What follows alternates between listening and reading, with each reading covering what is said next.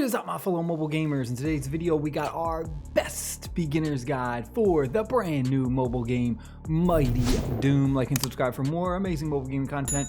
First thing I want to go over is the coupon codes. We go into our settings, we have redeem code.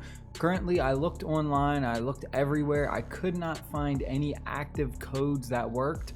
I did find a bunch of codes listed online, but when I entered them, none of them worked. So if you do happen to know of any available codes that currently do work right now at global launch, go ahead and leave a comment down below with that code. It is greatly appreciated for me and the community. So unfortunately, we don't have anything there. But in order to access this special setting, we actually need to get into a game.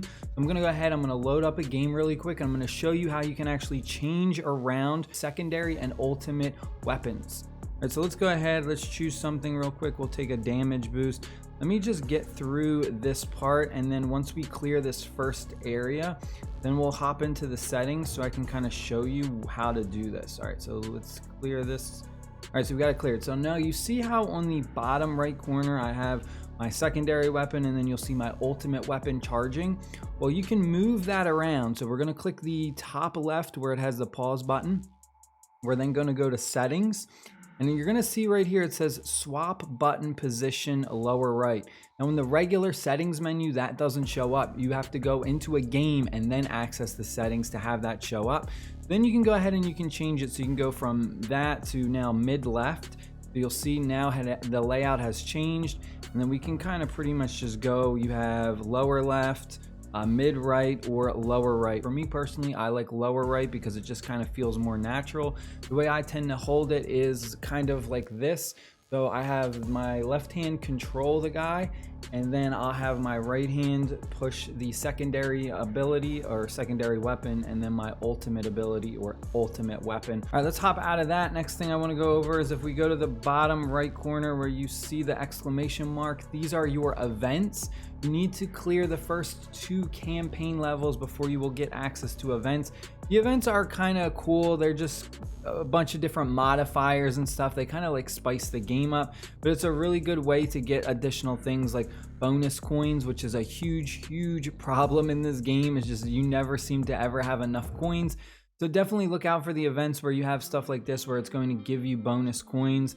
You can only complete it once, so you definitely want to make sure you go ahead and do a complete run through. I want to say that with your coins, because they're so valuable and you really run through them or burn through them very fast, is you always want to prioritize your masteries first before anything else.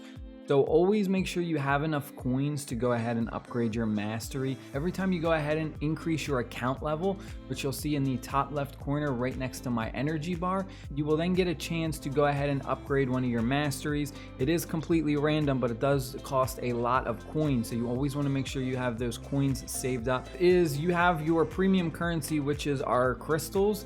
The best way to use the crystals is going to mainly be, I would say, for buying coins, or also doing stuff like opening up crates. However, if you do want to get a new character, which I personally suggest, you're going to go to your gear, we're going to click Slayers, and we have one character that we can unlock with crystals. I would personally say go ahead and save up 1,200 crystals if you can and unlock the Gold Slayer, because he is absolutely amazing. So just having that extra ability is definitely way better than like the chance to instantly kill enemies, because the chance is not very high. You'll see it pop up and it will say headshot. That's how you know that the mini Slayer has triggered its passive ability. And then we do have the $5 one and then the $10 one as well. These ones are kind of like pay to win, with obviously the $10 one being the best. After you take damage, you gain immunity for a short duration, so you can pretty much just run around and you take damage and you're just up like a bullet sponge. But definitely if you're free to play, I would say save up your 1,200 crystals, unlock this guy, very strong. Next thing is we have a really cool skin that you can get. You'll notice that when you first start off the game, the mini Slayer, you have just like this regular green one. But I have this special one that's kind of like, what is this, like black and green? There's like a Doom Club, and it's a online website, and you go ahead and you link your Bethesda account to it, and then you get this for absolutely free. It does pop up in the game, so all you got to do is go through the menus and it'll show you like link your Bethesda account and join the club It's absolutely free, and then you get this cool little skin. Next thing I want to do is give like a quick recommendation when you're building out your Slayer for your dungeon run. I would personally say that the best one that I have found is to always try and take any of the glory kill upgrades. That is like the best and is absolutely insane. If you can get the one that staggers, which means it increases the chance to have the enemies be put into that stagger state where you can perform a glory kill. And then you take things like increase your health when you do a glory kill, and then the rampage. So after you do a glory kill, you get like increased attack speed and damage and stuff like that. You can take those. It's very, very strong. It's, I would say, by far better than any of the other builds. Just taking kind of blanket stuff like increasing your damage or increasing ricochet bullets or stuff like that. Like, it's decent, but the glory kills and the glory effect is so strong in this game. And it's the #1 thing because you're always going to be running out of health. And that's like the biggest problem is you're going to notice that there's times where you just can't progress any further and you kind of get destroyed because your health just isn't enough. You always want to prioritize having a full health bar over pretty much anything else. I would say it is the most important thing, especially when you reach that one crossroads and you get to the point where it says, do you want to take like a small upgrade for your damage or attack speed, or do you want to get health? Usually I'll take the damage boost only if I have a full bar of health. Otherwise, if I'm very, very low on health, then I'll always take the heal upgrade. But most importantly though, you always want to try and get the health from those glory kills. So it kind of depends on the build or your rolls that you were able to get. If you were able to get like a full on glory kill build where you're getting extra health from them and you're getting the rage damage, you pretty much don't need to worry about healing from that little merchant guy or whatever you want to call him. You pretty much just always want to constantly heal through that way of the glory kill. We go over to where it says fuse. All you have to do is match 3 of the same items at the same rarity, and then it will basically upgrade it and give you like a stronger version of it. Currently, I do not have 3 available. I only have 2 of a lot of different items. So once you get 3, definitely look out for that because fusing is very, very important.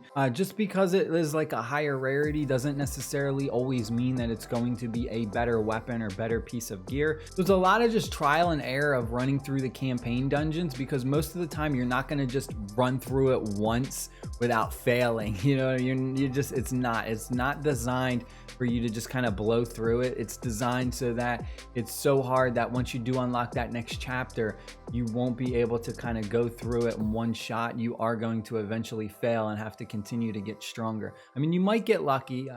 It does happen, but for the most part, you're going to have to do them over and over and over again. One of the best ultimate weapons, even though it is like a gray common, is the chainsaw. And that is because when you're going up against bosses and you use the chainsaw, it actually completely renders them immobilized from doing any of their attacks. So it's a really cool ability. That is pretty much it. I hope you guys and girls enjoyed the video. Stay happy, stay safe. I'll see you all later. Peace.